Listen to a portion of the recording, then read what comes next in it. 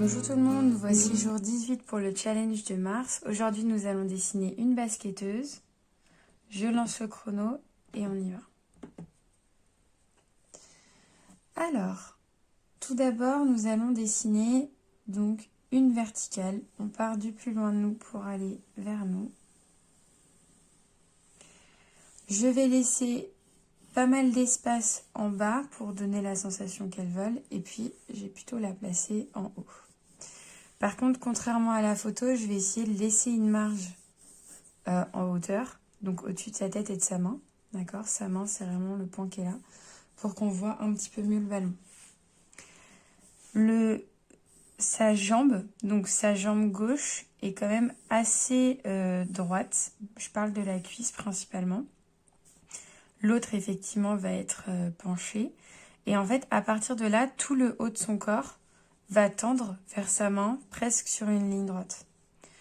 Donc, ce qu'on peut faire pour gérer ça, comme d'habitude, c'est essayer de trouver des repères. On peut remarquer que la largeur, donc entre le ventre et vraiment le côté de la main, donc on reste en horizontal, d'accord ? On peut voir que c'est à peu près donc de sa poitrine jusqu'à son genou.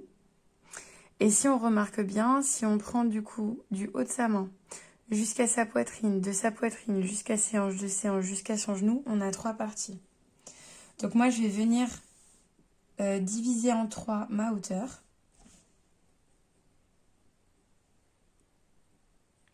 Ouais, c'est à peu près ça. Ok, je la baisse un petit peu peut-être, voilà. Donc je me place mes hauteurs. Donc là, j'ai bien mes hanches. Et ici, je vais avoir la poitrine qui va être là. Et après, le reste. Donc techniquement, si mes hanches sont là, en fait, mon inclinaison va commencer ici. Et moi, j'avais remarqué que si je prenais donc de la poitrine jusqu'au genou, ici, j'avais exactement la même dimension sur ce côté. Donc je vais chercher, hop, à placer ma verticale ici. Et en fait, de là, je vais avoir, on va dire, une inclinaison qui va se faire. Alors vous pouvez la faire légèrement arrondie. Donc je vais faire cette inclinaison-là. Alors, je sais que quelque part par ici, donc au-dessus de la poitrine, je vais avoir mon épaule qui va être placée là. Donc j'imagine que ça, c'est la distance de mon bras. Et puis ma main qui va venir se casser avec les doigts qui vont venir se lever. Une fois que je sais ça, je vais essayer tout simplement de regarder où est positionnée ma main. Donc là, c'est bien la main gauche par rapport à l'épaule. Et je peux voir qu'elle est légèrement, en fait, la paume est vraiment verticalement de ce côté-là. D'ailleurs, on voit qu'elle est peut-être légèrement en dessous. Donc, hop, ma paume va être quelque part par là. Et elle, ma paume est tordue. Donc, dès maintenant, vous pouvez venir, voilà, dessiner juste la forme de la paume avec les doigts qui vont par là et le pouce. Une fois que vous avez ça, alors bien sûr, j'avais oublié de vous dire, mais l'épaule, ça c'est l'épaule de droite et mon épaule de gauche. Elle est située côté droit de mon corps, donc là, à peu près, en vertical. Si ma poitrine est ici, on voit qu'elle sera légèrement à droite. Donc moi, la direction que je vais avoir, c'est celle-là que je vais privilégier. Donc la verticale que j'ai là, je peux la gommer pour pas me tromper. Là, je vais avoir mes épaules. Là, je vais avoir l'avant de mon corps. Donc effectivement, tout à l'heure, je disais que là, on a l'épaule. Là, on a le haut de la poitrine. Voilà. Et là, en fait, on va chercher à avoir la forme du ventre. Ici, on va en rajouter un peu avec le creux lombaire. Là, je vais avoir l'élastique du pantalon qui va être quelque part par là. Et après, je vais avoir l'arrondi donc de ma cuisse. Regardez bien qu'ici, il y a un léger creux, qu'après, ça s'arrondit. Et qu'en fait, la pointe de notre genou, elle arrive vraiment à peu près à ce niveau-là du corps. Donc, ne faites pas quelque chose de trop droit. Voilà. Maintenant, on va chercher l'inclinaison de notre tibia. Remarquez bien que là, on a un raccourci. Donc, en longueur, elle ne va pas faire la même taille que celle qu'on a à droite. D'accord ? Nous, la chaussure, on va chercher à la faire déjà pas très loin de notre main. Donc, quelque part par ici. Cherchez une distance qui vous paraît à peu près bonne. Et une fois qu'on a fait ça, on peut remarquer que le talon est presque en dessous en fait, entre le bras, l'interaction entre le bras et le dos, ici, elle est presque verticalement en dessous. Donc là, je sais que quelque part par là, je vais avoir mon talon et que ma chaussure finit à peu près au niveau de mes doigts. Donc ma chaussure va être située là. J'aurai plus qu'à tracer l'avant de ma jambe et ce sera bon. Une fois que j'ai fait tout ça, bah, je vais commencer à regarder mon genou qui va être quelque part par ici, donc la jambe de droite. Et l'inclinaison, je vois que quand même cette jambe est placée assez sur le côté, vu que la cuisse, elle est censée passer derrière la cheville. Donc forcément, elle devrait être quelque part par là. Le genou, on le fait finir à peu près à la même hauteur que l'autre genou. Pas la peine de chercher quelque chose de plus compliqué. Et le tibia, alors c'est pas horizontal, ça descend un tout petit peu. Et là, on voit que la chaussure arrive un tout petit peu plus loin que le pied. Donc la chaussure doit être placée quelque part par là. Voilà.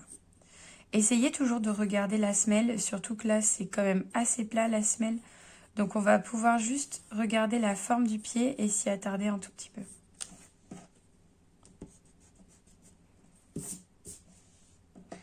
Une fois que vous avez fait tout ça, on va placer donc la tête. Alors, nous, on va avoir l'épaule qui est là. Donc bien sûr, on n'a pas encore fait les épaisseurs du bras, tout ça, donc faites bien attention. Placez peut-être juste le haut de l'épaule. Est-ce que vous considérez peut-être le haut du bras? Et là, on va avoir donc, on voit un petit peu le dos entre les cheveux qui va remonter en fait presque droit. Alors moi, je vais le faire un peu en biais sur la droite, ok. Sur le sommet de mon épaule, je vais avoir l'épaisseur de mon cou. Donc l'avant du cou. On voit qu'on n'a pas énormément de choses, énormément de distance entre l'épaule et le menton. Je vais pouvoir après venir faire cela. Donc je continue. On voit que la tête est quand même légèrement en dessous de la main. Donc faites la main volontairement plus haut. Au niveau de la tête, pour vous donner une distance, normalement, je vous avais déjà dit, mais en fait, la tête a à peu près la largeur des côtes. Donc quand on prend du haut, jusque là, quoi. Donc cette distance-là, c'est à peu près celle-là. Donc voilà, moi je peux légèrement la faire plus haut. Surtout sur un dessin comme ça, vous remarquez que là, les cheveux sont en l'air. Donc ne cherchez pas à faire plusieurs cheveux. Faites plutôt des mèches avec une forme. D'accord? Une forme de cheveux. L'intérêt en fait là-dedans quand même, hein, c'est toujours de voir l'oreille. Donc de placer notre oreille. Je vais placer un peu trop vers le visage. Donc moi, quand j'hésite, voilà, les yeux vont être ici, le nez, la bouche. Donc mon oreille, elle va être quelque part par là. Là, je vais avoir donc voilà, le front, le creux au niveau des yeux, le nez qui ressort, la bouche, le menton. Ok. D'ailleurs, spatula, je vais la faire beaucoup plus floue. Ok. Une fois qu'on a ça, on va pouvoir commencer à faire les épaisseurs. Alors, mon coude ici, il finit, donc je parlais de l'interaction tout à l'heure entre le dos et le bras, il finit à peu près là. Et je vais avoir l'avant de mon bras. Donc juste essayez de faire à la limite les traits rectilignes, ce cours-ci. Ne cherchez pas trop les arrondis. Voilà, là je vais avoir mon pouce. Donc cherchez les directions des doigts. En sachant qu'il y a des doigts qui sont quand même plus petits que d'autres.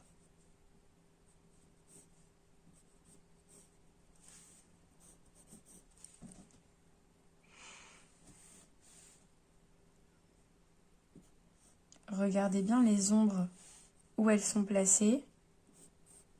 Vous pouvez même déjà commencer à les tracer un petit peu. Donc là, par exemple, remarquez bien aussi que quand on... Alors la poitrine, je vais la faire un peu plus grande quand même. Remarquez bien quand, par exemple, là c'est fin et là ça s'élargit. D'accord? Faites pas quelque chose de très large ou au contraire quelque chose de trop fin tout le long. Pareil, ça a une forme. Là, on voit que ça va vers le côté, ça redescend.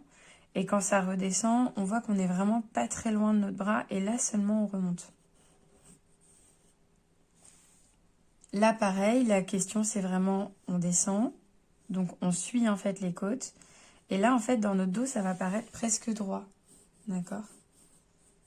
Donc, n'allez pas vous compliquer la vie à rajouter des traits supplémentaires. Pour le creux lombaire, hop, ici, on va avoir un trait et là, on va avoir un arrondi. Beaucoup m'oublient le léger arrondi qu'on va avoir. Le dos est droit, mais là, c'est souvent creux. Surtout chez les femmes, ça se voit un petit peu plus. Donc là, tout ici, on va avoir de l'ombre. Et là, n'oubliez pas, ici, on va avoir un léger creux, les côtes. Donc ça, c'est la pointe des côtes. Donc là, j'accentue un peu pour que vous voyez. Le ventre qui est plat.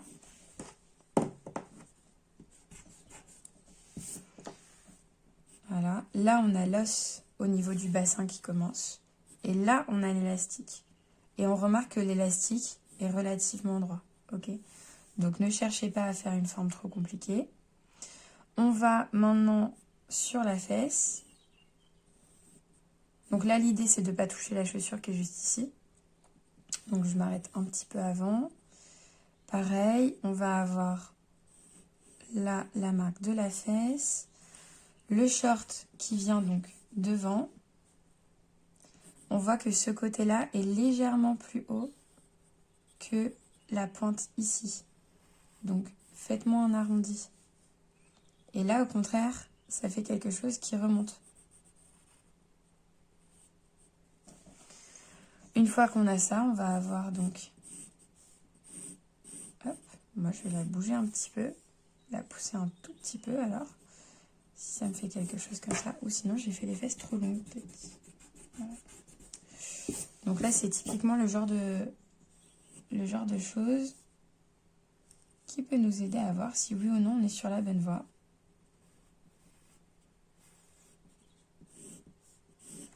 Voilà. Je pense que je vais faire ça un tout petit peu plus fin.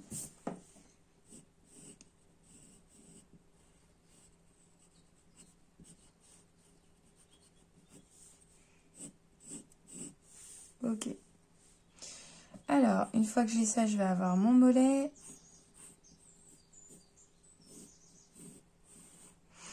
Qui va arriver ici, mon genou.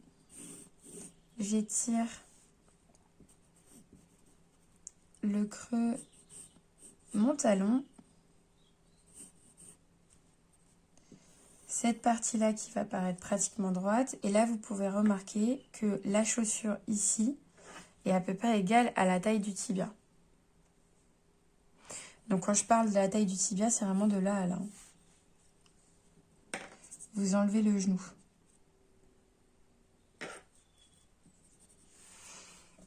Et là, on va avoir donc la semelle et le dessus de la chaussure.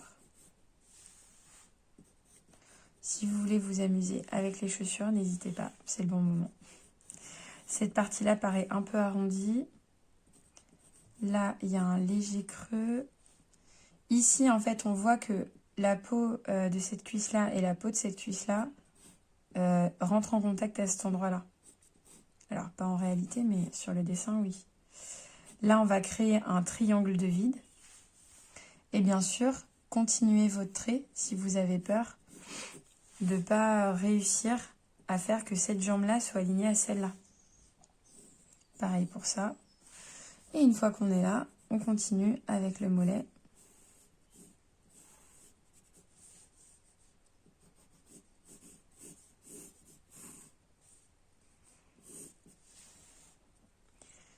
Alors là, je vais avoir un rond qui va venir s'arrêter ici, la languette.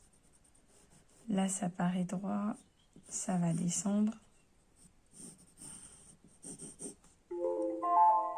Hop, nous sommes à la fin des 15 minutes.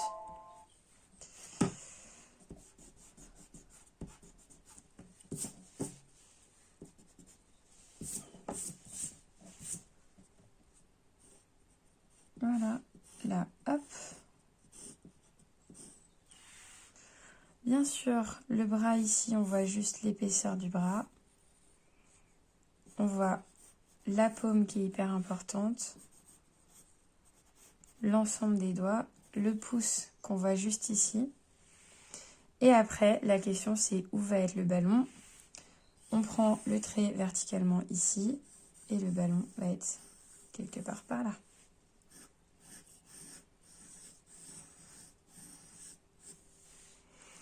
Vous pouvez vous amuser à faire les détails si vous en avez envie.